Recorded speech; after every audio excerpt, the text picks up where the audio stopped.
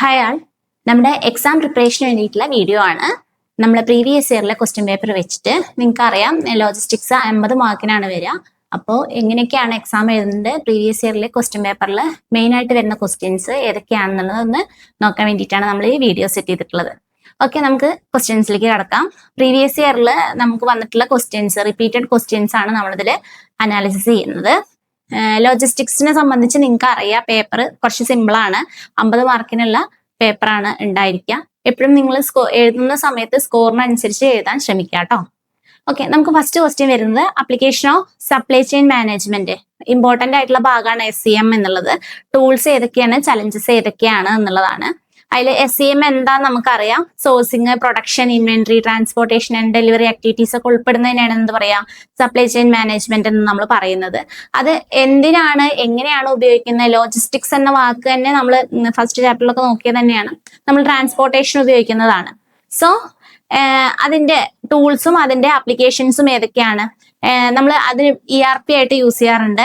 എന്തൊക്കെയാണ്? പർച്ചേസിനും, ഈ ERP means enterprise resource planning. പർച്ചേസിനും അതേപോലെ ഇൻവെന്ററി, പ്രൊഡക്ഷനും ഫിനാൻസിനൊക്കെ യൂസ് ചെയ്യുന്ന അതാണ് ഇൻവെന്ററി പ്ലാൻ, ERP എന്നുള്ളത് പറയുന്നത്. അത് നമ്മൾ കൂടുതലായിട്ടും നമുക്ക് പർച്ചേസിന്റെ ഡീറ്റെയിൽസിന്, അതേപോലെ ഇൻവെന്ററി, പ്രൊഡക്ഷൻ അങ്ങനത്തെ കാര്യങ്ങൾക്ക് വേണ്ടിയിട്ടാണ് നമ്മൾ യൂസ് ചെയ്യാറുള്ളത്. അടുത്തത് ഡിമാൻഡ് ഫോർകാസ്റ്റിംഗ് ടൂൾസ് ആണ്. നമ്മൾ SCMൽ ഉപയോഗിക്കുന്ന ടൂൾസിനെ ജസ്റ്റ് ഒന്ന് പരിചയപ്പെടുത്തി പോവാന്നുള്ളതാണ് കേട്ടോ. ERP കഴിഞ്ഞ് കഴിഞ്ഞാൽ പിന്നെ വരുന്ന ഡിമാൻഡ് ഫോർകാസ്റ്റിംഗ്. അതെന്താണ്? നമ്മൾ ഫ്യൂച്ചറിൽ കസ്റ്റമർക്ക് എന്തൊക്കെയായിരിക്കും ഡിമാൻഡ്സ് വരിക എന്നുള്ളത്, അതായത് നാളെ നമ്മുടെ ആവശ്യങ്ങൾ മുൻകൂട്ടി കണ്ട് നമ്മൾ തയ്യാറാക്കുന്ന കാര്യങ്ങളാണ് വരുന്നത് ഡിമാൻഡ് ഫോർകാസ്റ്റിംഗില്. പിന്നെ വരുന്നത് വെയർഹൗസ് മാനേജ്മെന്റ് ആണ്. സ്റ്റോറേജ്, അതേപോലെ ഇൻവെന്ററി കൺട്രോൾ എങ്ങനെ ആയിരിക്കണം, ഏതൊക്കെ ആയിരിക്കണം, ഇതെല്ലാം SCMൽ പെടുന്നത് തന്നെയാണ്. SCMന്റെ യൂസ് ചെയ്യുന്ന ടൂൾസ് ആണ്. ഇൻവെന്ററീസിൽ എങ്ങനെ നമുക്ക് ഇൻവെന്ററി മാനേജ് ചെയ്യണം, സ്റ്റോക്ക് എങ്ങനെ ബാലൻസ് ചെയ്യണം എന്നുള്ള കാര്യങ്ങളൊക്കെ നമുക്ക് ഹാൻഡിൽ ചെയ്യുന്നത് ഏതിലാണ്? Warehouse management സിസ്റ്റത്തിലാണ്.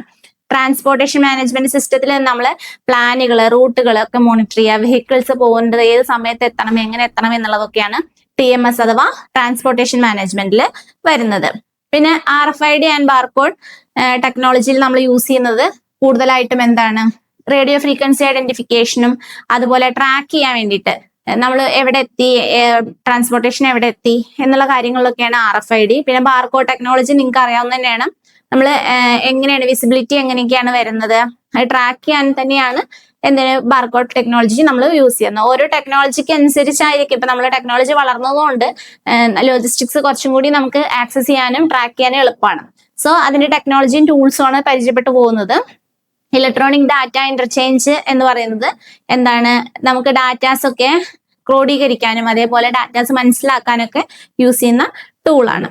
AI അനാലിസ്റ്റ് പറഞ്ഞത് തന്നെയാണ്. ഡിമാൻഡ് എന്താണ് കസ്റ്റമറുടെ ഡിമാൻഡ് എന്ന് മുൻകൂട്ടി അറിയാൻ വേണ്ടിയിട്ടാണ് AI നമ്മൾ ഉപയോഗിക്കാറ്. നമ്മളൊക്കെ AI വെച്ചിട്ട് തന്നെയാണ് കൂടുതലായിട്ടും കാര്യങ്ങളൊക്കെ മെയിൻറ്റെയിൻ ചെയ്യാറുള്ളത്. അപ്പൊ ലോജിസ്റ്റിക്സിൽ നമ്മൾ AI വെച്ചിട്ട് ചെയ്യുന്നത് എങ്ങനെയാണ് ഡിമാൻഡ് ഏത് തരത്തിലായിരിക്കും, എങ്ങനെ ഡിമാൻഡ് വർദ്ധിപ്പിക്കാം എന്നുള്ള കാര്യങ്ങൾ, അതേപോലെ ട്രാൻസ്പോർട്ടേഷന്റെ കാര്യങ്ങൾ, ഈ സാധനം സ്റ്റോക്ക് ചെയ്യേണ്ടത് അല്ലെങ്കിൽ വെയർഹൗസിൽ കൃത്യമായിട്ട് അളവിലുള്ള സ്റ്റോക്ക് എത്തിക്കുക, അത് കസ്റ്റമർ ആവശ്യം പറയുന്നതിന് മുന്നേ തന്നെ അവിടെ സ്റ്റോക്ക് ഉണ്ടെന്ന് ഉറപ്പുവരുത്താം.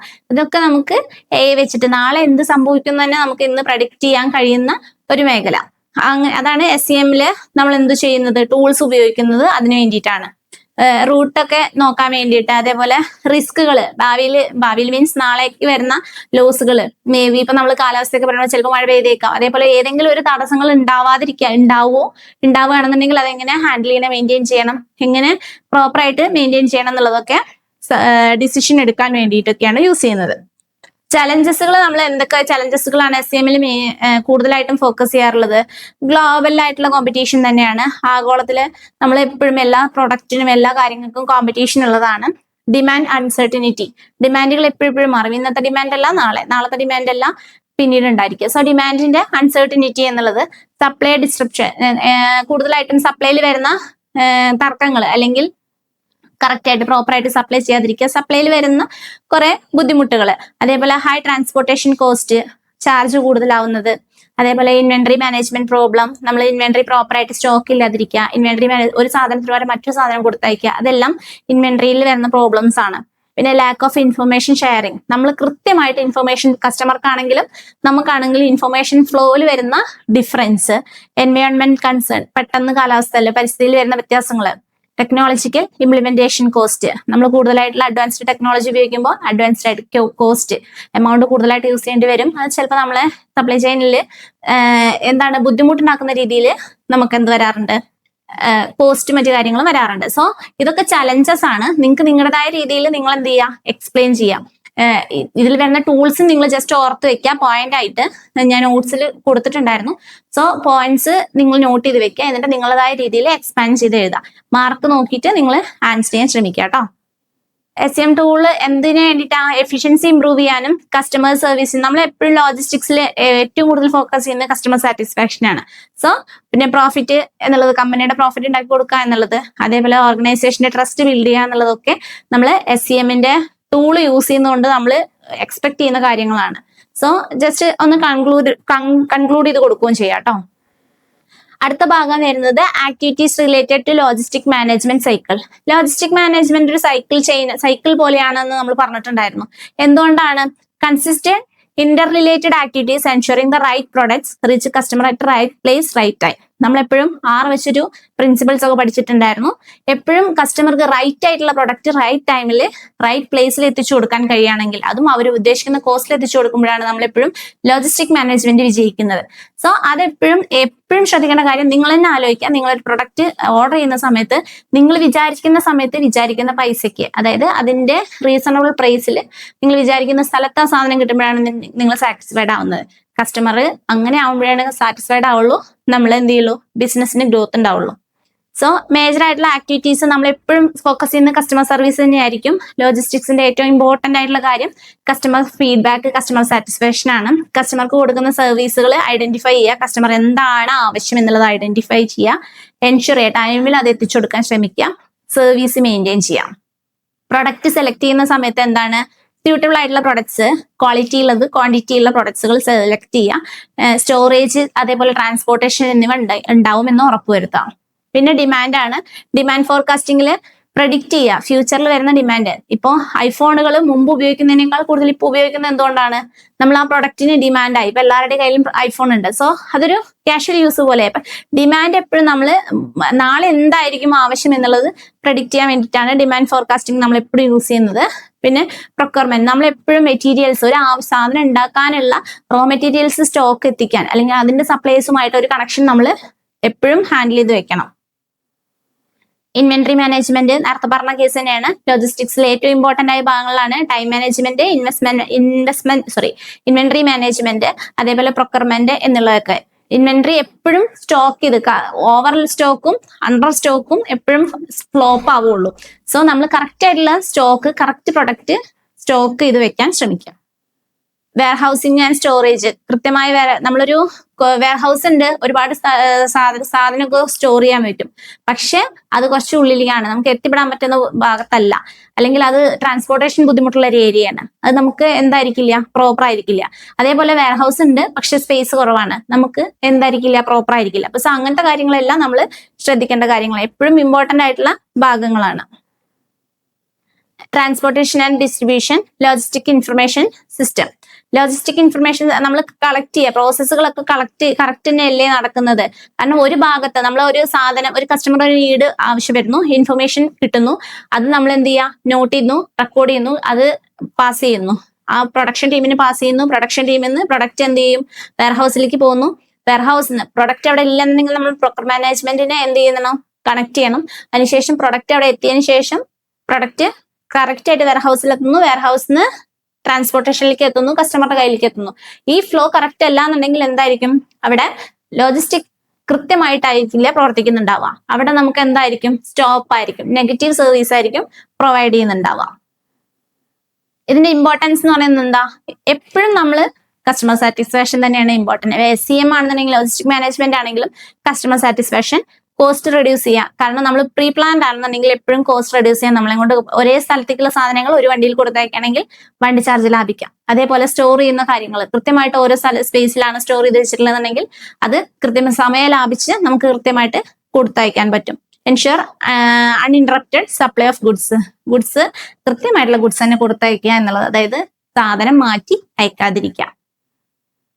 നെക്സ്റ്റ് ഇമ്പോർട്ടന്റ് ആയിട്ടുള്ള ഭാഗം എന്ന് പറയുന്നത് principles, activities and classification of logistics.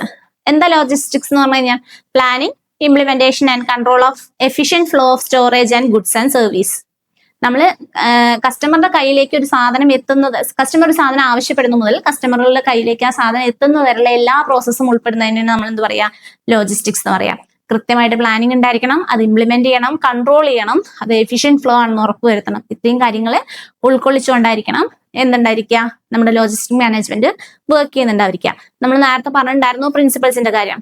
Right product ആയിരിക്കണം, പ്രൊഡക്റ്റില് വ്യത്യാസം ഉണ്ടാവാൻ പാടില്ല. റൈറ്റ് ക്വാണ്ടിറ്റി ആയിരിക്കണം, റൈറ്റ് കണ്ടീഷൻ ആയിരിക്കണം, right place, right time, right customer and right cost. 7 principle നമ്മൾ എപ്പോഴും മൈൻഡിൽ സെറ്റ് ചെയ്ത് വെക്കണം. നമ്മൾ നമ്മളെ തന്നെ ചിന്തിക്കുക, ഈസി ആയിട്ട് ഓർത്ത് വെക്കാൻ വേണ്ടിയിട്ട് നമ്മളൊരു പ്രൊഡക്റ്റ് ഓർഡർ ചെയ്യുമ്പോൾ നമുക്ക് ആ പ്രൊഡക്റ്റിൻ്റെ കിട്ടിയേ റൈറ്റ് പ്രൊഡക്റ്റ്, റൈറ്റ് ക്വാണ്ടിറ്റിയില്, റൈറ്റ് കണ്ടീഷനില്, ക്വാളിറ്റിയും ക്വാണ്ടിറ്റിയും. അതേപോലെ തന്നെ പ്ലേസ് നമ്മൾക്കാണ് കിട്ടേണ്ടത്, റൈറ്റ് പ്ലേസിൽ റൈറ്റ് ടൈമിൽ നമ്മൾ ഉദ്ദേശിച്ച സമയത്ത് കിട്ടണം. നമ്മളാണ് കസ്റ്റമർ, റൈറ്റ് കസ്റ്റമർക്ക് കിട്ടണം. റൈറ്റ് കോസ്റ്റ് അതിന്റെ റീസണബിൾ കോസ്റ്റിലായിരിക്കണം. ഈ 7 പ്രിൻസിപ്പിള് നിങ്ങൾ നോട്ട് ചെയ്ത് വെക്കാം. ഈ പ്രിൻസിപ്പിൾ ഉപയോഗിച്ച് നിങ്ങൾക്ക് ക്വസ്റ്റ്യൻസ് വരാം, അതേപോലെ തന്നെ പ്രിൻസിപ്പിൾ ആയിട്ടും ക്വസ്റ്റ്യൻ വരാം. ആക്ടിവിറ്റീസ് എന്തൊക്കെയാണ് വരുന്നത് ലോജിസ്റ്റിക്സിൽ വരുന്നത്? ഓർഡർ പ്രോസസ് ചെയ്യുക, ഓർഡർ നമ്മൾ എടുക്കുക, ഇൻവെന്ററി ഉണ്ടോ എന്ന് ചെക്ക് ചെയ്യുക, inventory management, warehousing. Important ആയിട്ടുള്ള കാര്യം ലോജിസ്റ്റിക്സിലെ ഇമ്പോർട്ടൻസ് എന്നുള്ള ഭാഗങ്ങൾ തന്നെ എന്താണ്? ഇൻവെന്ററി മാനേജ് ചെയ്യുന്നുണ്ടോ, ട്രാൻസ്പോർട്ടേഷൻ കൃത്യമാണോ, വെയർ ഹൗസിംഗ് കറക്റ്റ് ആണോ എന്നുള്ള കാര്യങ്ങളാണ്. ഇതെല്ലാം നമുക്ക് ഏകദേശം ഒരു ധാരണ ഉണ്ടെങ്കിൽ നമുക്കത് സിമ്പിൾ ആയിട്ട് ആൻസർ ചെയ്യാൻ പറ്റും. അതേപോലെ warehousing, packaging, material handling. Materials proper ആയിട്ടായിരിക്കണം. ഒരു കസ്റ്റമർ എന്ത് ചെയ്തു, ഓർഡർ ചെയ്തു, ആ ഓർഡർ ചെയ്ത സാധനം നമ്മൾ ജസ്റ്റ് റഫ് ആയിട്ട് പാക്ക് ചെയ്ത് കൊടുത്തയച്ചാൽ പ്രൊഡക്റ്റിന് എന്തെങ്കിലും കംപ്ലൈന്റ് വന്നാലും നമ്മൾ സാധനം കൊടുത്തയച്ചല്ലോ എന്ന് നമുക്ക് പറയാം. പക്ഷെ അങ്ങനെയല്ല, കസ്റ്റമർക്ക് എന്തായിരിക്കില്ല, സാറ്റിസ്ഫൈഡ് അല്ല. സോ അതിന്റെ കാര്യങ്ങൾ മെറ്റീരിയൽ ഹാൻഡിൽ ചെയ്യുമ്പോൾ നമുക്ക് ഹാൻഡിൽ വിത്ത് കെയർ ആണെന്നുണ്ടെങ്കിൽ അത് നോട്ട് ചെയ്ത് പോകാം, അല്ലെങ്കിൽ നമുക്ക് റാപ്പ് ചെയ്ത് അതിനനുസരിച്ച് കൃത്യമായി പാക്ക് ചെയ്തിട്ട് തന്നെ നമ്മൾ പോവാം. നമ്മൾ പാക്കിങ്ങിന്റെ ഒരു സെഷൻ തന്നെ പഠിച്ചിട്ടുണ്ടായിരുന്നു, 2 ടൈപ്പ് പാക്കിംഗ് ഉണ്ടായിരുന്നു എന്നുള്ള കാര്യങ്ങൾ ഓർമ്മയുണ്ടാവും എന്ന് വിചാരിക്കണം. ഒന്ന് കസ്റ്റമറെ അട്രാക്ട് ചെയ്യാൻ വേണ്ടിയിട്ട് നമ്മൾ അട്രാക്റ്റീവ് ആയിട്ട് പാക്ക് ചെയ്യും. അതേപോലെ ബാക്കി പാക്കിംഗ് പ്രോപ്പർ ആക്കാൻ വേണ്ടിയിട്ട് ഇപ്പൊ മരുന്നൊക്കെ നമ്മൾ പാക്ക് ചെയ്യുന്ന ട്യൂബിലുള്ള മരുന്നൊക്കെ നമ്മൾ പാക്ക് ചെയ്യുന്ന ആദ്യം ഒരു ട്യൂബിലാക്കും, പിന്നെ അതൊരു ബോക്സിലാക്കും, പിന്നെ അത് റാപ്പ് ചെയ്യും. അങ്ങനെയല്ലേ ചെയ്യാറുള്ളത്? അതെന്തുകൊണ്ടാണ്? അത് കുറച്ച് പെട്ടെന്ന് ഡാമേജ് ആവാൻ സാധ്യതയുള്ള സാധനമാണ്. സോ അതിന് കറക്റ്റ് ആയിട്ടുള്ള പാക്കേജിങ് കൊടുക്കുന്നു. അപ്പൊ പാക്കേജിങ്ങിന്റെ ഭാഗം ചെക്ക് ചെയ്തിട്ട് പോവാട്ടോ. പിന്നെ ട്രാൻസ്പോർട്ടേഷന്റെ കാര്യം, ഇൻബോണ്ട് ട്രാൻസ്പോർട്ടേഷനും ഔട്ട് ബോണ്ട് ട്രാൻസ്പോർട്ടേഷനും ഒക്കെ നമ്മൾ നോക്കിയിട്ടുണ്ടായിരുന്നു. ആ കാര്യങ്ങളൊന്ന് ശ്രദ്ധിക്കാം. ഉള്ളിലേക്ക് കൊണ്ടുവരുന്ന സാധനങ്ങൾ ഉണ്ടാക്കാൻ, പ്രൊഡക്റ്റ് ഉണ്ടാക്കാനും അതേപോലെ മറ്റൊരു സ്ഥലത്ത് നിന്ന് പ്രൊഡക്റ്റ് കൊണ്ടുവരുന്നതൊക്കെ ഇൻബോണ്ട് ആണ്. പ്രൊഡക്റ്റ് പുറത്തേക്ക് വെയർഹൗസിൽ നിന്ന് പുറത്തേക്ക് കസ്റ്റമറിലേക്ക് പോകുമ്പോഴാണ് അത് ഔട്ട് ബോണ്ട് ട്രാൻസ്പോർട്ടേഷൻ ആവുന്നത്. ഇൻഫർമേഷൻ മാനേജ്മെന്റ്, കൃത്യമായ വിവരങ്ങൾ എല്ലാ മേഖലകളിലും കൃത്യമായിട്ട് കമ്മ്യൂണിക്കേഷൻ നടക്കുന്നുണ്ടെന്ന് ഉറപ്പുവരുത്താം. കസ്റ്റമർ സർവീസ് എന്ന് പറഞ്ഞു കഴിഞ്ഞാൽ നമ്മൾ ആ സാധനം എത്തിച്ചു കൊടുക്കുന്നത് വരെയല്ല കസ്റ്റമർ സർവീസ്. അവരുടെ ഫീഡ്ബാക്ക് എടുക്കുക, ചേഞ്ചസ് വേണമെന്ന് നോക്കുക, അങ്ങനെ കാര്യങ്ങൾ നമ്മൾ സർവേകളൊക്കെ പോയിട്ട് ചെയ്യാറുണ്ടല്ലോ. സോ അത്തരം കാര്യങ്ങളൊക്കെ കസ്റ്റമർ സർവീസിൽ പെടുന്നതാണ്. കസ്റ്റമർ അവിടെ എത്തിച്ചു എന്നുള്ളത് വരെയല്ല. പിന്നീട് എന്താ, റീസൈക്ലിങ്ങിന് വേണ്ടി നമ്മൾ ആ പ്രൊഡക്റ്റ് റീകളക്ട് ചെയ്യുക, ആ പ്രൊഡക്റ്റിന്റെ പാക്കിങ്ങോ പാക്കേജോ അങ്ങനത്തെ സാധനങ്ങൾ, ക്യാനോ ഒക്കെ റീസൈക്ലിംഗ് പ്രോസസ്സിന് കളക്ട് ചെയ്യുന്നത് പോലും എന്താണ്, ലോജിസ്റ്റിക്സിൽ ഉൾപ്പെടുന്ന കാര്യമാണ്. ക്ലാസിഫിക്കേഷൻ ഓഫ് ലോജിസ്റ്റിക്സ് നേരത്തെ പറഞ്ഞിട്ടുണ്ടായിരുന്നു. ഇൻബോണ്ട് എന്താ, movement materials from supplies to manufactures, ഉള്ളിലേക്ക് കൊണ്ടുവരുന്ന പ്രക്രിയ. നിങ്ങൾ മനസ്സിൽ നിൽക്കാൻ വേണ്ടിയിട്ടാണ് അങ്ങനെ പറയുന്നത്. ഔട്ട് ബോണ്ട് ലോജിസ്റ്റിക്സ് ആണ് movement of finished good to customer. നമ്മൾ വെയർഹൗസിൽ നിന്ന് കസ്റ്റമറിലേക്ക് പോകുന്ന പ്രക്രിയയാണ് ഔട്ട് ബോണ്ട് എന്ന് പറയുന്നത്. റിവേഴ്സ് ലോജിസ്റ്റിക്സ് എന്താ, പ്രൊഡക്റ്റ് റിട്ടേൺ വരുന്നത്, റിപ്പയറോ റീസൈക്ലിങ്ങോ ഡിസ്പോസലോ ആയിട്ട് റിട്ടേൺ വരുന്നതാണ് റിവേഴ്സ് ലോജിസ്റ്റിക്സ് എന്ന് പറയുന്നത്. ഗ്രീൻ ലോജിസ്റ്റിക്സ് എന്ന് പറയുന്നത് എൻവയോൺമെന്റ് സ്യൂട്ടബിൾ ആയിട്ടുള്ള ലോജിസ്റ്റിക്സ്. ഇപ്പൊ നമ്മൾ കൂടുതലായിട്ടും എന്താ, എക്കോ ഫ്രണ്ട്ലി അല്ലെങ്കിൽ എൻവയോൺമെന്റ് ഫ്രണ്ട്ലി ആയിട്ടുള്ള പാക്കേജ്, അങ്ങനത്തെ കാര്യങ്ങളെല്ലാം നമ്മൾ പറയുന്നുണ്ട്. സോ അത്തരം കാര്യങ്ങളിൽ എന്താണ്, അതാണ് ഗ്രീൻ ലോജിസ്റ്റിക്സ് എന്ന് പറയുന്നത്. തേർഡ് പാർട്ടി ലോജിസ്റ്റിക്സ് എന്ന് പറഞ്ഞാൽ എന്താണ്, ഔട്ട്സോഴ്സിംഗ് ലോജിസ്റ്റിക് ആക്ടിവിറ്റീസ് സ്പെഷ്യലൈസ്ഡ്, ഒരു മറ്റൊരാളിനെ ഏൽപ്പിച്ചു കൊടുക്കുക, ഇത് ചെയ്യണം, ഇത് കൃത്യമായിട്ട് ചെയ്യുന്നു എന്നുള്ളതിന് തേർഡ് പാർട്ടീനെ ഏൽപ്പിച്ചു കൊടുക്കാം. അതേപോലെ ഫോർത്ത് പാർട്ടീനെ അങ്ങനെ തന്നെയാണ് ഇന്റഗ്രേറ്റഡ് മാനേജ്മെന്റ് ഓഫ് എൻ്റെ സപ്ലൈ ചെയിൻ. നമ്മൾ ഒരു ടീമിനെ തന്നെ ബിൽഡ് ചെയ്തെടുക്കുമല്ലോ, അതാണ് പറയുന്നത്. അടുത്തത് ഇതിലിപ്പോ നിങ്ങൾ ഇത്ര വേർഡ്സ് എന്ന് പറയുന്നത് എന്തുകൊണ്ടാണെന്ന് വെച്ചാൽ നമ്മൾ സ്കോറിനനുസരിച്ചായിരിക്കണം മാർക്ക് നോക്കുക, മാർക്കിനനുസരിച്ച് നിങ്ങൾ എക്സ്പാൻഡ് ചെയ്ത് എഴുതാൻ നോക്കുക. പോയിന്റ് മാത്രം മനസ്സിൽ വെച്ചിട്ട് പോവാം, ബാക്കി എക്സ്പാൻഡ് ചെയ്യുന്ന നിങ്ങൾ കാണാതെ പഠിച്ചു പോവാൻ കുറച്ച് മുതിർന്ന മക്കളല്ലേ. ഓക്കെ, പോയിന്റ് നിങ്ങൾ മൈൻഡിൽ വെക്കുക, എന്നിട്ട് അത് എക്സ്പാൻഡ് ചെയ്ത് എഴുതുക. എത്ര സ്കോർ എത്രയാണോ അതിനനുസരിച്ച് നിങ്ങൾ എക്സ്പാൻഡ് ചെയ്ത് എഴുതാം കേട്ടോ. പ്രൊക്യൂർമെന്റ് സൈക്കിൾ എന്താണ് നമ്മൾ പറഞ്ഞിട്ടുണ്ടായിരുന്നു. മെറ്റീരിയൽ, ഒരു പ്രൊഡക്റ്റ് ഉണ്ടാക്കാൻ വേണ്ടിയിട്ട് നമ്മൾ ഗുഡ്സിനെ, റോ മെറ്റീരിയൽസിനെ അക്വയർ ചെയ്യുന്ന അല്ലെങ്കിൽ നമ്മുടെ സപ്ലയേഴ്സിനെ കണ്ടെത്തുന്ന ആ ഒരു കാര്യം, സൈക്കിൾ, ആ ഒരു പ്രോസസ്സ് ഉൾപ്പെടുന്നത് തന്നെയാണ് എന്ത് പറയാ, പ്രൊക്യൂർമെന്റ് സൈക്കിൾ എന്ന് പറയുന്നത്. Cycle refers to process of acquiring goods and service needed by an organization. നമുക്ക് സ്ഥാപനത്തിന് പ്രൊഡക്റ്റ് ഉണ്ടാക്കാൻ ആവശ്യമായിട്ടുള്ള സാധനങ്ങൾ കളക്ട് ചെയ്യുക അല്ലെങ്കിൽ പ്രൊഡക്റ്റ് ആയിട്ട് കളക്ട് ചെയ്യുന്ന ആ ഒരു പ്രോസസ്സ്. സ്റ്റെപ്സ് എന്തൊക്കെയാണ്? സ്റ്റെപ്സ് മൈൻഡിൽ വെക്കുക. നീഡ് ഐഡന്റിഫിക്കേഷൻ എന്താണെന്ന് നമുക്ക് മനസ്സിലായിരിക്കണം. പർച്ചേസ് റിക്വസേഷൻ, നമുക്ക് ആ സാധനം പർച്ചേസ് ചെയ്യാം, നമ്മൾ ആവശ്യം എന്താ നമ്മൾ ആദ്യം മനസ്സിലാക്കുക, അതിനുശേഷം ആ ആവശ്യത്തെ നമ്മൾ പർച്ചേസ് ചെയ്യണം. സപ്ലയർ സെലക്ഷൻ, ആരിൽ നിന്ന് വാങ്ങണം എന്നുള്ളത് നമ്മൾ തീരുമാനിക്കേണ്ട കാര്യമാണ്. സോ സപ്ലയറെ സെലക്ട് ചെയ്യണം, പർച്ചേസിന് ഓർഡർ കൊടുക്കണം, പിന്നെ ഗുഡ്സിനെ ഓർഡർ കൊടുത്ത സാധനങ്ങളെ നമ്മൾ തിരിച്ചു വാങ്ങിക്കുന്നു. പിന്നെ ഇൻസ്പെക്ഷൻ ആൻഡ് വെരിഫിക്കേഷൻ, കറക്റ്റ് അല്ലേ, പ്രൊഡക്റ്റിന് ഡാമേജ് ഉണ്ടോ, ഇത് വർക്ക് ചെയ്യാൻ പറ്റില്ലേ, അല്ലെങ്കിൽ ഇത് പ്രൊഡക്റ്റിലേക്ക് പറ്റില്ലേ എന്നുള്ളത് നമ്മൾ വെരിഫൈ ചെയ്യുന്നു. Payment and record keeping, payment ചെയ്യുന്നു, നമ്മൾ ഫിനിഷ് ചെയ്യുന്നു. ആ പ്രൊഡക്റ്റിനെ ആയിരിക്കും നമ്മൾ പിന്നീട് എന്തിനു യൂസ് ചെയ്യുന്നത്, ലോജിസ്റ്റിക്സിൽ നമ്മൾ ട്രാൻസ്പോർട്ടേഷൻ അല്ലെങ്കിൽ പ്രൊഡക്റ്റിനെ സെല് ചെയ്യാൻ നമ്മൾ യൂസ് ചെയ്യുന്നത്. സോ ഈ പോയിന്റ്സ് ഒന്ന് മൈൻഡിൽ വെക്കുക. പ്രൊക്യൂർമെന്റ് എന്താന്നുള്ളതും ഈ പോയിന്റ്സും എന്തൊക്കെ കാര്യങ്ങൾ ഉൾപ്പെടുന്നതാകുമ്പോഴാണ് നമ്മൾ അത് കറക്റ്റ് ആയിട്ട് വരുന്നത് എന്നുള്ളതും മൈൻഡിൽ വെക്കുക കേട്ടോ. ഇമ്പോർട്ടൻസ് പറഞ്ഞിട്ടുണ്ടായിരുന്നു. എൻഷുർ അൺഇന്ററപ്റ്റഡ് സപ്ലൈ, തടസ്സമില്ലാത്ത സപ്ലൈ ചെയ്യാൻ വേണ്ടിയിട്ട്, അതേപോലെ കോസ്റ്റ്, നമുക്ക് കോസ്റ്റ് ഒന്ന് ഹാൻഡിൽ ചെയ്യാൻ, മെയിൻറ്റെയിൻ ചെയ്യാൻ വേണ്ടിയിട്ട് സപ്ലയറിന്റെ റിലേഷൻഷിപ്പ് കീപ്പ് ചെയ്ത് വെക്കുക. സപ്പോർട്ട് പ്രൊഡക്ഷൻ കണ്ടിന്യൂറ്റി, നമുക്ക് പ്രൊഡക്ഷൻ, അപ്പുറത്തൊരു സാധനം പ്രൊഡക്റ്റ് ആയിട്ട് മാറണമെന്നുണ്ടെങ്കിൽ ഇവിടെ എന്ത് ചെയ്യണം, റോ മെറ്റീരിയൽസ് കറക്റ്റ് ആയിട്ട്, എല്ലാ മെഷീൻസ് അടക്കം എല്ലാ റോ മെറ്റീരിയൽസും കറക്റ്റ് ആയിട്ട് നമ്മുടെ കയ്യിൽ ഉണ്ടായിരിക്കണം. സോ ആ ഒരു കാര്യം എപ്പോഴും മനസ്സിൽ വെക്കാം. അടുത്ത ഭാഗം മെറ്റീരിയൽ ഹാൻഡ്ലിംഗ് സിസ്റ്റം ആണ്. Materials handling involve movement, storage, control and protection of materials through out the manufacturing, warehousing, distribution point. നമ്മൾ ആദ്യം മുതൽ തന്നെ ഉണ്ടാക്കുന്നത് മുതൽ പല ഫുഡ് പ്രോഡക്ട്സ് ഉണ്ടാക്കുന്ന പല വീഡിയോസ് ഒക്കെ നമ്മൾ ഇൻസ്റ്റയിൽ കാണാറുണ്ട്.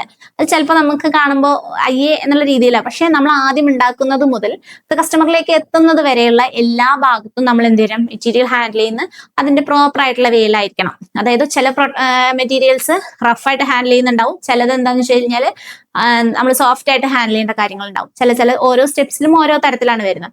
സോ അതെപ്പോഴും നമ്മൾ എന്ത് ചെയ്തിരിക്കണം, പ്രോപ്പർ ആയിട്ടായിരിക്കണം ഹാൻഡിൽ ചെയ്തിരിക്കേണ്ടത്.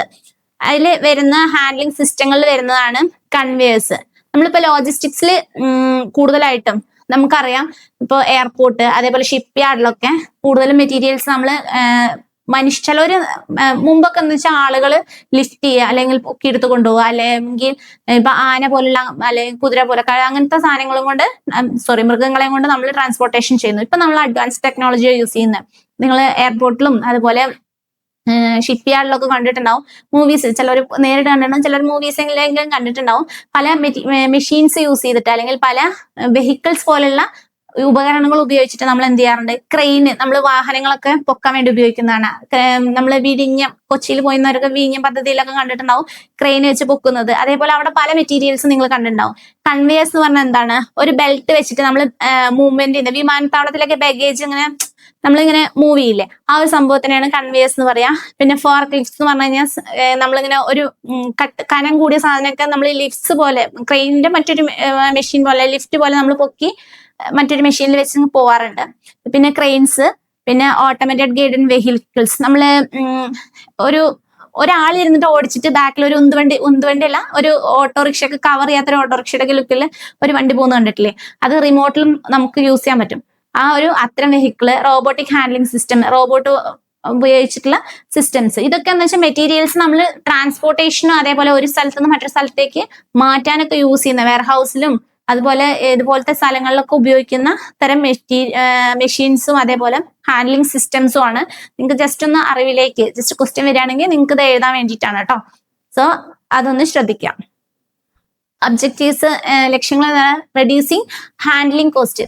നമ്മളത് കോസ്റ്റ് കുറയ്ക്കാൻ വേണ്ടിയിട്ട്, കാരണം ഒരാൾക്ക് ഒരുപാട് ആളുകൾ വെച്ച് പണിയെടുക്കുന്ന അല്ലെങ്കിൽ വേറെ തരത്തിൽ പണിയെടുക്കുന്നതാണ്.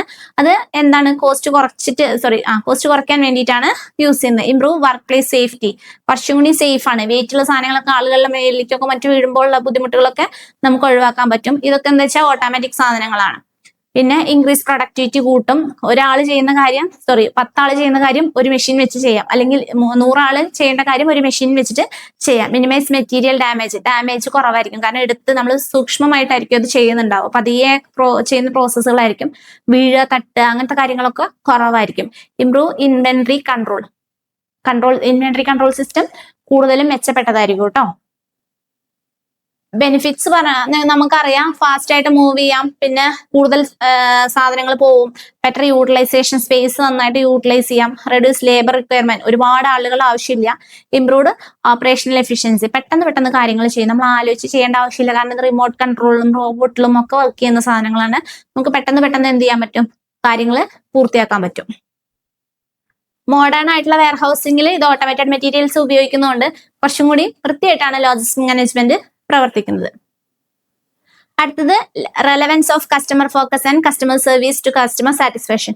കസ്റ്റമർ സാറ്റിസ്ഫാക്ഷൻ എന്നുള്ളത് ആണ് മെയിൻ ഫോക്കസ് എന്ന് പറഞ്ഞിട്ടുണ്ടായിരുന്നു. സോ എന്തൊക്കെ കാര്യങ്ങളാണ്, എങ്ങനെയൊക്കെയാണ് ഇവരെ ഇംപ്രൂവ് ചെയ്യുക എന്നുള്ളതാണ്. കസ്റ്റമറുടെ ആവശ്യം എന്താന്ന് മനസ്സിലാക്കുക, അതിനുശേഷം എന്താ ഇംപ്രൂവ്മെന്റ് പ്രൊഡക്റ്റ് ക്വാളിറ്റി ഇംപ്രൂവ് ചെയ്യുക, ബിൽഡ് കസ്റ്റമർ റോയാലിറ്റി. കസ്റ്റമർ ആണ് കിങ് എന്നുള്ളത് നമ്മൾ എപ്പോഴും ചിന്തിക്കുക, കസ്റ്റമർക്ക് വേണ്ടിയിട്ട് പ്രവർത്തിക്കുക എന്നുള്ളത്. സോ നമ്മൾ ആ കാര്യങ്ങളെല്ലാം ഇമ്പോർട്ടൻസ് ആയിട്ട് തന്നെ വെക്കുക. കസ്റ്റമർ സർവീസ് ആക്ടിവിറ്റീസിൽ വരുന്നതാണ് ഓർഡർ പ്രോസസ്സിങ്. അവർ ഓർഡർ എടുക്കുമ്പോൾ നമ്മൾ അവരെ ശ്രദ്ധിക്കുന്നുണ്ട്, അല്ലെങ്കിൽ അവർ അന്ന് മുതൽ നമ്മൾ എന്ത് ചെയ്യുക, അവരുടെ കൂടെ ഉണ്ട്. ഡെലിവറി എത്തുന്നത് വരെയുള്ള കാര്യങ്ങൾ, കംപ്ലൈന്റ് ഹാൻഡിൽ ചെയ്യുക, അതേപോലെ ആഫ്റ്റർ സെയിൽ സപ്പോർട്ട് കൊടുക്കുക, പ്രൊഡക്റ്റ് അവൈലബിൾ ആക്കി കൊടുക്കുക. കസ്റ്റമർ 2 തവണ വാങ്ങിച്ചു, 3-ാം തവണ വാങ്ങിക്കാൻ വരുമ്പോഴത്തേനും പ്രൊഡക്റ്റ് ഇല്ലാത്ത അവസ്ഥയിലല്ല. അതെല്ലാം എന്താണ്, ആ പ്രൊഡക്റ്റിനെ ബാധിക്കുന്ന കാര്യങ്ങളാണ്. റിലേഷൻഷിപ്പ് കസ്റ്റമറുമായിട്ട് ഇപ്പൊ നിങ്ങൾക്ക് തന്നെ നിങ്ങളോട് കൂടുതൽ ഇന്ററാക്ഷൻ ഉള്ള ആളുകളാണെന്നുണ്ടെങ്കിൽ നിങ്ങൾക്കൊരു കൂടുതലും അറ്റാച്ച്മെന്റ് ഉണ്ടായിരിക്കും. അതേപോലെ തന്നെ കസ്റ്റമറുമായിട്ട് എപ്പോഴും നിരന്തരം കോൺടാക്ട്സ് ഉണ്ടെങ്കിൽ കസ്റ്റമറുടെ നീഡ്സും അവരുടെ ഡിമാൻഡ്സും നമുക്ക് മനസ്സിലാക്കാൻ പറ്റും. സോ അതെന്താണ്, കസ്റ്റമർക്ക് കൂടുതൽ സാറ്റിസ്ഫാക്ഷൻ കൊടുക്കാനും പറ്റും. കസ്റ്റമർക്ക് റിലേഷൻഷിപ്പ് കീപ്പ് ചെയ്യുന്നതുകൊണ്ട് കസ്റ്റമറുടെ കംപ്ലൈൻസ് കുറയും, റിട്ടൻഷൻ ഇൻക്രീസ്ഡ് സെയിൽസ് കൂടാം, അതേപോലെ സ്ട്രോങ് ആയിട്ടുള്ള ബ്രാൻഡ് റെപ്യൂട്ടേഷനും ലോങ് ടൈം പ്രോഫിറ്റബിലിറ്റിക്കും കാരണമാവും. അടുത്ത ഭാഗം ഗ്രീൻ ലോജിസ്റ്റിക്സ് ആണ്. നേരത്തെ പറഞ്ഞിട്ടുണ്ടായിരുന്നു. എന്താണ് ഗ്രീൻ ലോജിസ്റ്റിക്സ് കൊണ്ടുള്ള കൺസെപ്റ്റ് എന്താണ്? Sustainable logistic practice that minimise pollution കുറയ്ക്കാനും വേസ്റ്റേജ് കുറയ്ക്കാനും എനർജി കൺസപ്ഷന് വേണ്ടിയിട്ടാണ് എന്ത് ചെയ്യുന്നത്, ഗ്രീൻ ലോജിസ്റ്റിക്സ് പ്രവർത്തിക്കുന്നത്. ഒബ്ജക്റ്റീവ്സ് എന്താണ്? കാർബണിന്റെ എമിഷൻ കുറയ്ക്കുക, അതേപോലെ സസ്റ്റൈനബിൾ ട്രാൻസ്പോർട്ടേഷനൊക്കെ സസ്റ്റൈനബിൾ ആക്കുക, പിന്നെ റീസൈക്ലിങ്ങും റീയൂസും. ഒരു പ്രൊഡക്റ്റ് ഇപ്പൊ പ്ലാസ്റ്റിക്കിന്റെ പണ്ടത്തെ ക്യാനൊക്കെ നമുക്കത് സ്ക്രാപ്പ് പോലുള്ള ആളുകൾ അല്ലെങ്കിൽ ഇവരുടെ തന്നെ പ്രൊഡക്റ്റ് നമുക്ക് തിരിച്ചു കൊടുത്ത എത്ര റിഡക്ഷൻ എന്നൊക്കെ പറഞ്ഞിട്ട് ഓഫറുകളൊക്കെ വരാറുണ്ട്. അതൊക്കെ എന്താ ഉദ്ദേശിക്കുന്നതെന്ന് വെച്ച് കഴിഞ്ഞാൽ എക്കോ ഫ്രണ്ട്ലി ആക്കുക എന്നുള്ളത് പോലെ തന്നെ അവർക്കും എന്താണ്, ഈ പ്രൊഡക്റ്റ് ഇത് നമുക്ക് വേസ്റ്റ്, നമ്മൾ പല ഇപ്പോ ക്രീംസ് അങ്ങനെയൊക്കെ യൂസ് ചെയ്യുന്നതിന്റെ പാക്കറ്റുകൾ തിരിച്ച് വാങ്ങിക്കുന്ന ചില കമ്പനികളുണ്ട്. സോ അങ്ങനത്തെ പാക്കറ്റുകളെല്ലാം ബോട്ടിൽസ് ഒക്കെ ഇല്ലേ, അതൊക്കെ വാങ്ങിക്കുന്നതോടെ നമുക്കും അതുകൊണ്ടുള്ള നമുക്കത് യൂസ് ചെയ്യുന്നത് വരെ അതുകൊണ്ടുള്ള ആവശ്യമുള്ളൂ. ഇത് കാലിയായി കഴിഞ്ഞാൽ പിന്നെ എന്താണ്, അത് വേസ്റ്റ് ആണ്. സോ അതിന്റെ ഒരു സ്പേസ് പോവും, അത് ഒന്നില്ലെങ്കിൽ ഒഴിവാക്കാം, പ്ലാസ്റ്റിക് മണ്ണിലേക്ക് ഇടാൻ പറ്റില്ല, പ്ലാസ്റ്റിക് പൊല്യൂഷൻ പോലെയുള്ള കാര്യങ്ങൾ. സോ അതൊക്കെ എന്താണ്, ഗ്രീൻ ലോജിസ്റ്റിക്സിനെ സപ്പോർട്ട് ചെയ്യാൻ വേണ്ടിയിട്ടാണ്. എനർജി എഫിഷ്യൻസി അടക്കം ഗ്രീൻ ലോജിസ്റ്റിക്സിൽ യൂസ് ചെയ്യുന്നതാണ്. ഇലക്ട്രിക് വെഹിക്കിൾസ് ഇപ്പൊ EVകൾ ഇറങ്ങിക്കഴിഞ്ഞു. റൂട്ട് ഒപ്റ്റിമൈസേഷൻ, നമ്മൾ കൃത്യമായിട്ട് പ്ലാൻ ചെയ്തിട്ടാണ് പോകുന്നതെങ്കിൽ വഴി തെറ്റാതെ കൃത്യമായിട്ട് ഇന്ന സ്ഥലത്ത് എത്തിക്കുക. അതേപോലെ ഒരേ വഴിയിൽ പോകുന്ന സാധനങ്ങൾ ഡിസ്ട്രിബ്യൂഷൻ ഉണ്ടെന്നുണ്ടെങ്കിൽ അതെല്ലാം ഒരേ വാഹനത്തിൽ കൊടുത്തയക്കുക, അങ്ങനത്തെ കാര്യങ്ങളൊക്കെ. എക്കോ ഫ്രണ്ട്ലി പാക്കേജ്, നമ്മളെപ്പോഴും തുണി പോലുള്ള, പേപ്പർ പോലുള്ള, പ്ലാസ്റ്റിക് പോലുള്ള സാധനങ്ങൾ ഒഴിവാക്കണം എന്നുള്ള കാര്യങ്ങൾ. റിവേഴ്സ് ലോജിസ്റ്റിക്, കൊടുത്ത സാധനത്തിന്റെ ടിന്ന്, ബോട്ടില് എന്നുള്ളത് റീകളക്ട് ചെയ്യുക. ഗ്രീൻ വെയർ ഹൗസിംഗ് എന്നുള്ളത് കൊണ്ട് ഉദ്ദേശിക്കുന്നത്. ചലഞ്ചസ് ഒക്കെ ആണെങ്കിൽ ഭയങ്കര കോസ്റ്റ് ആണ്, കാരണം നമ്മൾ പ്ലാസ്റ്റിക്കിനേക്കാളും വില കൊടുക്കണം ക്ലോത്തിന്റെ കാര്യങ്ങൾക്ക്, അല്ലെങ്കിൽ ക്ലോത്ത് കൊണ്ട് മീൻസ് തുണി പോലുള്ള, പേപ്പർ പോലുള്ള കാര്യങ്ങൾക്ക്. പിന്നെ പേപ്പർ ആകുമ്പോൾ എന്തായിരിക്കും കുറവ് എന്താ വെച്ചാല് അതില് നമ്മള് പാക്കേജ് സേഫ്റ്റി കുറവായിരിക്കും. സോ അങ്ങനത്തെ കാര്യങ്ങൾ വരും. ലിമിറ്റഡ് ഗ്രീൻ ഇൻഫ്രാസ്ട്രക്ചർ ആണ് നമ്മളത്. റെസിസ്റ്റൻസ് ടു ചേഞ്ച്, പെട്ടെന്ന് എളുപ്പം കംപ്ലൈന്റോ ചേഞ്ച് ഒക്കെ വരാൻ. റെഗുലേറ്ററി കംപ്ലൈൻസ് ഇഷ്യൂസ്, എന്താ പാക്കേജിന്റെ കാര്യത്തിലും മറ്റു സാധനങ്ങളൊക്കെ നിരന്തരമായിട്ട് കംപ്ലൈൻറ്റ്സ് വന്നുകൊണ്ടിരിക്കും. ടെക്നോളജി ഇൻവെസ്റ്റ്മെന്റ് റിക്വയർമെന്റ്സ്, അഡ്വാൻസ്ഡ് ആയിട്ടുള്ള പ്ലാസ്റ്റിക് പാക്ക് ചെയ്യുന്ന പോലെ നമുക്ക് മറ്റു സാധനങ്ങൾ പാക്ക് ചെയ്യാൻ പറ്റില്ല. അപ്പൊ കുറച്ചുകൂടി അഡ്വാൻസ്ഡ് ആയിട്ടുള്ള ടെക്നോളജി ഉപയോഗിക്കേണ്ടി വരും. കോസ്റ്റ് അവിടെ കൂടുതലായിരിക്കും. ബെനിഫിറ്റ്സ് എൻവയോൺമെന്റൽ പ്രൊട്ടക്ഷൻ തന്നെയാണ്. പിന്നെ റെഡ്യൂസ്ഡ് ഫ്യൂവൽ കുറവായിരിക്കും. ബെറ്റർ കോർപ്പറേറ്റ് ഇമേജ്, നമുക്ക് എക്കോ ഫ്രണ്ട്ലി പ്രൊഡക്ട്സ് ആണ്. ചിലരൊക്കെ എക്കോ ഫ്രണ്ട്ലി പ്രൊഡക്ട്സ് മാത്രമേ ഉപയോഗിക്കുള്ളൂ, അങ്ങനെയുള്ളതുണ്ടാവും. പിന്നെ ലോങ് ടൈം കോസ്റ്റ് സേവിംഗ് ആണ്. അടുത്ത ഭാഗം തന്നെ ഇൻഫർമേഷൻ പ്രോസസ് ഇന്റഗ്രേറ്റ്സ് ആൾ ഏരിയ ലോജിസ്റ്റിക്സ് സിസ്റ്റം. എങ്ങനെയാണ് ഇൻഫർമേഷൻ പ്രോസസ് എങ്ങനെയാണ് വരുന്നത്? Collection, analysis, storage, sharing of logistics, ഇത്രയും കാര്യങ്ങൾ ഉൾപ്പെടുമ്പോഴാണ് നമ്മൾ എന്താ പറയാ ഇൻഫർമേഷൻ കറക്റ്റ് ആവുന്നത്. ലോജിസ്റ്റിക്കില് ഇൻഫർമേഷനുള്ള പ്രാധാന്യം എന്ന് പറയുന്നത് നമ്മൾ എങ്ങനെയാ കസ്റ്റമർ നീഡ് പറയുന്നത് മുതൽ അവരിലേക്ക് പോകുന്ന ഓരോ മെസ്സേജുകളും അവരെ നമ്മൾ സപ്പോർട്ട് ചെയ്ത് നിർത്തുന്ന ഓരോ കാര്യങ്ങളും ടൈം കൂടുതൽ എടുക്കാതെ ഓരോ കാര്യങ്ങളും നമ്മൾ ശ്രദ്ധിച്ച് ചെയ്യുമ്പോൾ എന്തായിരിക്കും ആ ഒരു ഇൻഫർമേഷൻ പ്രോസസ്സ് കറക്റ്റ് ആയിരിക്കും. ഇനി കസ്റ്റമറുടെ നമ്മൾ ഒരാള് റിസപ്ഷനിലാണെങ്കിൽ അവരെന്ത് ചെയ്യും, നമ്മൾ ഓർഡർ എടുക്കുന്നു. ആ ഓർഡർ കറക്റ്റ് ആയിട്ട് ഇന്ന സ്ഥലത്തേക്ക് ആ ടൈമിൽ പോകുമ്പോഴാണെങ്കിൽ, അല്ലെങ്കിൽ ആ പ്രൊഡക്റ്റിന്റെ പ്രൊഡക്ഷൻ മാനേജ്മെന്റിലേക്ക് കറക്റ്റ് ടൈമിൽ പോകുമ്പോഴാണ് ആ പ്രൊഡക്റ്റ് അവിടെ സ്റ്റോക്ക് ഉണ്ടോ ഇല്ലയോ എന്ന് അറിയാൻ പറ്റുള്ളൂ. അല്ലെങ്കിൽ പ്രൊക്കർ മാനേജ്മെന്റിലേക്ക് നമുക്ക് കണക്ട് ചെയ്തിട്ട് അത് ആ ഒരു ടൈം ബേസ്ഡ് ആയിട്ട് ഓരോ പ്രോസസ്സ് നടക്കുമ്പോഴാണ് ഇൻഫർമേഷൻ പ്രോസസ്സ് കറക്റ്റ് ആവാം. Inventory management, stock level maintain ചെയ്യുക, ട്രാൻസ്പോർട്ടേഷൻ മെയിൻറ്റെയിൻ ചെയ്യുക, വെയർ ഹൗസിംഗ്, എപ്പോഴും സ്റ്റോക്ക് മെയിൻറ്റെയിൻ ചെയ്യുക, ഒരു ലെവൽ മെയിൻറ്റെയിൻ ചെയ്യുക എന്നുള്ള ഓവർ സ്റ്റോക്കും ലോ സ്റ്റോക്കും കുറയ്ക്കാം. പിന്നെ എപ്പോഴും നമ്മൾ സപ്ലൈസിനെ സപ്പോർട്ട് ചെയ്തിട്ട് നിൽക്കുക. കസ്റ്റമർ സർവീസിന്, കസ്റ്റമർക്ക് ഇനി ഡെലിവറി സമയത്ത് സർവീസിന് ശേഷം ആഫ്റ്റർ ഡെലിവറി സർവീസ് നമ്മൾ പ്രൊവൈഡ് ചെയ്യാം. ഇൻഫർമേഷൻ സിസ്റ്റംസ് നമുക്ക് യൂസ് ചെയ്യാം. നേരത്തെ ഞാൻ ആദ്യം പറഞ്ഞിട്ടുണ്ടായിരുന്നു, അത്തരം കാര്യങ്ങളൊക്കെ നമുക്ക് ഇതിൽ യൂസ് ചെയ്യാവുന്നതാണ്. പിന്നെ വരുന്നത് എൻവയോൺമെന്റൽ ഇമ്പാക്ട് ഓഫ് ലോജിസ്റ്റിക്സ്. എങ്ങനെയാണ് ഇപ്പൊ നേരത്തെ ഗ്രീൻ ലോജിസ്റ്റിക്സ് എന്ന് പറഞ്ഞ പോലെ തന്നെ സിഗ്നിഫിക്കന്റ്ലി അഫക്ട് ദ എൻവയോൺമെന്റ്. നമ്മൾ ഓരോ പാക്കേജ് അല്ലെങ്കിൽ ലോജിസ്റ്റിക്സിലെ ട്രാൻസ്പോർട്ടേഷൻ പൊല്യൂഷൻ ഉണ്ടാക്കുന്നു, നമ്മൾ പ്ലാസ്റ്റിക് പാക്കേജുകൾ പൊല്യൂഷൻ ഉണ്ടാക്കുന്നു, പ്രൊക്യൂർമെന്റ് മാനേജ്മെന്റിൽ പൊല്യൂഷൻ ഉണ്ടാക്കുന്നു. സോ പിന്നെ അതേപോലെ വെയർ ഹൗസിൽ നമ്മൾ വേസ്റ്റ് റിമൂവ് ചെയ്യുന്ന അതെല്ലാം പൊല്യൂഷൻ ആണ് ഉണ്ടാക്കുന്നത്. സോ അത് എങ്ങനെയാണ് നമുക്കത് ഹാൻഡിൽ ചെയ്യേണ്ട, air pollutions, fuel pollutions, gas emissions, അതെങ്ങനെ ഹാൻഡിൽ ചെയ്യണം എന്നുള്ളതാണ്. മേജർ എൻവയോൺമെന്റൽ ഇമ്പാക്ട് വരുന്നത് carbon emissions, air pollution, noise pollution, traffic congestion. നമുക്ക് പാക്കേജ് മീൻസ് ട്രാൻസ്പോർട്ടേഷന്റെ സമയത്ത് മെയിൻ ആയിട്ടും പ്രശ്നം ഉണ്ടാവുന്നത് അതാണ്. പാക്കേജ് നമ്മൾ കുറെ റാപ്പ് ചെയ്ത് വെച്ചിട്ടുണ്ടാവും, അത് പൊളിച്ച് നമുക്ക് എന്ത് ചെയ്യണം എന്നറിയില്ല. നമുക്ക് ആ യൂസ് ചെയ്യേണ്ട ആ ഉള്ളിലത്തെ സാധനം മാത്രമായിരിക്കും, ബാക്കി എല്ലാ സാധനങ്ങളും റിമൂവ് ചെയ്യാനുള്ളതായിരിക്കും. സോ അത്തരം കാര്യങ്ങൾ ഇതെല്ലാം എൻവയോൺമെന്റൽ ഇമ്പാക്ട് ഉണ്ടാക്കുന്നതാണ്. നമ്മൾ ഒരു ലോജിസ്റ്റിക്സ് കൊണ്ട് എന്തൊക്കെ ഗുണങ്ങളുണ്ട്, എന്തൊക്കെ ദോഷങ്ങളുണ്ട്, ലോജിസ്റ്റിക്സിന്റെ ഉള്ളിൽ എന്തൊക്കെ കാര്യങ്ങൾ ശ്രദ്ധിക്കണം, SCCM എന്തൊക്കെ കാര്യങ്ങൾ ശ്രദ്ധിക്കണം, എന്തൊക്കെ ഉൾപ്പെട്ടാലാണ് ഇത് പ്രോപ്പർ ആയിട്ട് ഇരിക്കുക, ഇത്രയും കാര്യങ്ങളാണ് നമുക്ക് ടോട്ടലി ഈ ഭാഗത്ത് പഠിക്കാനുള്ളൂ. അത് നമ്മൾ ജസ്റ്റ് ഒന്ന് മൈൻഡിൽ വെക്കുക, പോയിന്റ് വൈസ് മൈൻഡിൽ വെക്കുക, അതിനനുസരിച്ച് ആൻസർ ചെയ്താ, ടെൻഷൻ അടിക്കാതെ എഴുതാം കേട്ടോ. മെഷർ ടു റെഡ്യൂസ് ഇമ്പാക്ട്, എൻവയോൺമെന്റിൽ വരുന്ന ഇമ്പാക്ട് പറഞ്ഞിട്ടുണ്ടായിരുന്നു. റെഡ്യൂസ് ചെയ്യാൻ എന്ത് ചെയ്യാം, ഗ്രീൻ ട്രാൻസ്പോർട്ടേഷൻ, നമുക്ക് EV വണ്ടികൾ ഉപയോഗിക്കാം വാഹനങ്ങളിലേക്ക്. പക്ഷെ അതിൽ ട്രാഫിക്കിന്റെ കാര്യത്തിൽ നമുക്ക് അല്ല, പൊല്യൂഷന്റെ കാര്യത്തിലാണ് പറഞ്ഞിട്ടുണ്ടായിരുന്നത്. റൂട്ട് ഒക്കെ കൃത്യമാക്കാം, നേരത്തെ പറഞ്ഞിട്ടുണ്ടായിരുന്നു. പാക്കേജ് വൃത്തിയാക്കാം, റീയൂസ് ചെയ്യാം മെറ്റീരിയൽസിനെ, അങ്ങനത്തെ കാര്യങ്ങൾ ശ്രദ്ധിക്കാം. കസ്റ്റമർ സാറ്റിസ്ഫാക്ഷൻ നേരത്തെ ശ്രദ്ധിച്ച ക്വസ്റ്റ്യൻ തന്നെയാണ്. കസ്റ്റമറിനെ സാറ്റിസ്ഫൈ ചെയ്യുന്ന കാര്യങ്ങൾ എന്തൊക്കെയാണ്? ടൈമിന് റൈറ്റ് പ്രൊഡക്റ്റ് എത്തിച്ചു കൊടുക്കുക, അവർ പറയുന്ന ക്വാളിറ്റിയിലും ക്വാണ്ടിറ്റിയിലും അവരുടെ പ്രൊഡക്റ്റ് എത്തിച്ചു കൊടുക്കുക. പ്രൊഡക്റ്റ് ക്വാളിറ്റി നോക്കുക, ടൈം ഡെലിവറി റീസണബിൾ പ്രൈസിലായിരിക്കണം, റെസ്പോൺസീവ് ആയിരിക്കണം, വിളിച്ചാൽ കോൾ എടുക്കുന്ന അല്ലെങ്കിൽ മെസ്സേജിന് റിപ്ലൈ കൊടുക്കുന്ന അതേപോലെ ഉള്ള കാര്യങ്ങളായിരിക്കണം. ആഫ്റ്റർ ഡെലിവറി സർവീസും അവർ ആഫ്റ്ററും നമ്മൾ എന്ത് ചെയ്യുക, അവരോട് സപ്പോർട്ട് മീൻസ് എന്താണ്, ഫീഡ്ബാക്ക് എന്താണ്, എന്തെങ്കിലും ചേഞ്ചസ് ഉണ്ടോ, അങ്ങനത്തെ കാര്യങ്ങൾ നമുക്ക് ചോദിക്കാവുന്നതാണ്. ഇമ്പോർട്ടൻസ് നേരത്തെ നോക്കിയ കാര്യം തന്നെയാണ്. കസ്റ്റമറുടെ കസ്റ്റമർ ആണ് കിങ് എന്നുള്ള രീതിയിൽ നമ്മൾ മെയിൻറ്റെയിൻ ചെയ്യുക. ഇൻക്രീസ് റിപ്പീറ്റ് പർച്ചേസ്, അവർ റിപ്പീറ്റ് ആയിട്ട് പർച്ചേസ് ചെയ്യാനുള്ള കാര്യങ്ങൾ തന്നെ നമ്മൾ ചെയ്യുക. എൻഹാൻസ് ചെയ്യുക ഓർഗനൈസേഷന്റെ reputation, improve profitability. Measuring method പറഞ്ഞിട്ടുണ്ടായിരുന്നു, സർവേ പറഞ്ഞിട്ടില്ല. മെഷറിംഗ് മെത്തേഡ് നമ്മൾ ശ്രദ്ധിക്കേണ്ട കാര്യം, കസ്റ്റമറുടെ ഫീഡ്ബാക്ക് എങ്ങനെയൊക്കെ എടുക്കാം. ഫീഡ്ബാക്ക് നമുക്ക് സർവേ ആയിട്ട് എടുക്കാം, ഫീഡ്ബാക്ക് സിസ്റ്റം തന്നെ നമുക്ക് സെറ്റ് ചെയ്യാൻ പറ്റും. നമ്മൾ ഗൂഗിളൊക്കെ റിവ്യൂ പറയുന്ന പോലെ നമുക്ക് റിവ്യൂ സിസ്റ്റം ചെയ്യാൻ പറ്റും. കംപ്ലൈന്റ് നമുക്ക് കോൾ ബാക്ക് ചെയ്യാം അവർക്ക്. അതേപോലെ സർവീസ് ക്വാളിറ്റി അസസ്മെന്റ് നടത്താം. ഇങ്ങനെയൊക്കെ നമുക്ക് എന്ത് ചെയ്യാം, കസ്റ്റമറുടെ ഫീഡ്ബാക്കുകൾ കളക്ട് ചെയ്യാം. നിങ്ങൾ ശ്രദ്ധിക്കേണ്ട, മെയിൻ ആയിട്ട് ശ്രദ്ധിക്കേണ്ട കാര്യങ്ങൾ SCM ടൂൾസ് ഏതൊക്കെയാണ്? ERP, WMS, അതേപോലെ TMS, ടൈം മാനേജ്മെന്റ് സിസ്റ്റം. മുകളിൽ എക്സ്പാൻഡ് ചെയ്തിട്ടുണ്ട് കേട്ടോ. അത് ജസ്റ്റ് താഴെ എന്ത് ചെയ്യാം, നിങ്ങൾക്ക് മനസ്സിലാക്കാൻ വേണ്ടി ചെറിയ പോയിന്റ്സ് ആക്കിയിട്ട് ഞാൻ നോക്കി വെച്ചതാണ്, നോട്ട് ചെയ്ത് വെച്ചതാണ്. ലോജിസ്റ്റിക് സൈക്കിളിൽ നമ്മൾ എന്തൊക്കെ കാര്യങ്ങൾ ശ്രദ്ധിക്കണം, 7 ഏതൊക്കെയാണ് റൈറ്റ്സ്, പ്രിൻസിപ്പിൾസ് ഏതൊക്കെ നോക്കുക, ഗ്രീൻ ലോജിസ്റ്റിക്സ് എന്തൊക്കെ നോക്കുക, പ്രൊക്യൂർമെന്റ് സൈക്കിൾ എന്തൊക്കെ നോക്കുക, കസ്റ്റമർ സാറ്റിസ്ഫാക്ഷൻ എന്തൊക്കെ നോക്കുക. ഈ പോയിന്റ്സ് ജസ്റ്റ് ഒന്ന് നോക്കുക. ഞാൻ അതിന്റെ ചെറിയൊരു പോസ്റ്റർ പോലെ ഒരു സാധനം ഉണ്ടാക്കിയിട്ട് ഞാൻ നിങ്ങൾക്ക് അയച്ചു തരാം. നിങ്ങൾക്ക് ജസ്റ്റ് ഒന്ന് മൈൻഡിൽ സെറ്റ് ചെയ്യാൻ വേണ്ടിയിട്ടാണ്. എക്സ്പാൻഡ് ചെയ്ത് എഴുതാം, സിമ്പിൾ ആയിരിക്കും. ഓക്കെ, ടെൻഷൻ അടിക്കേണ്ട. എല്ലാവർക്കും ഓൾ ദ ബെസ്റ്റ്.